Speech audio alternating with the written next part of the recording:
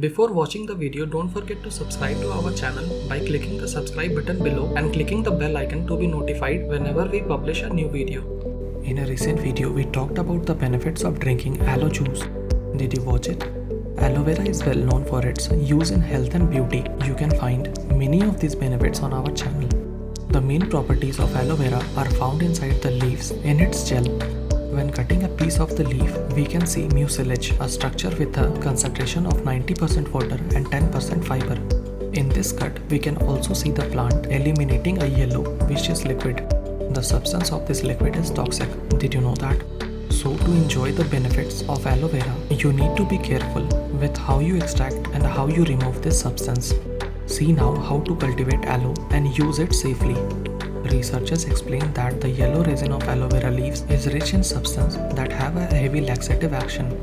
It is recommended that after harvesting, the aloe leaves are thoroughly washed and left to dry upright for 24 hours to drain the yellow toxic substance. After this process, you can extract the mucilage from the leaves, cutting the thorny sides and discarding the skin. Even with all the care, it is important to pay attention to how you use aloe. After removing the excess of the substance and using only the gel, the strongest actives are eliminated. From the point of view of ingestion, experts say that a clean mucilage improves intestine functioning with a less aggressive process. Aloe vera seedling must be planted in pots or in the ground in places with direct sunlight during the whole day. Since it spreads easily on soil, pay attention to see if the mother plant has surrounding sprouts that can hinder its development. Remove these sprouts by the root and plant them in other places. Lastly, let's see how to make aloe juice. To make it at home, cut the leaves from the plant and cut its sides. Next, wash the leaves and remove the yellow part since it irritates the stomach. Put the gel in a blender following the proportion of 3.52 ounces of gel to 34 ounces of water.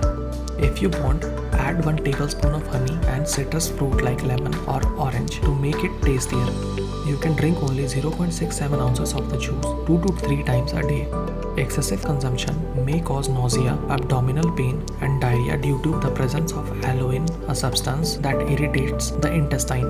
Aloe vera juice can't be consumed by pregnant women, the elderly, and people who take medicines to control blood pressure or treat heart issues. Try it and share your experience with us.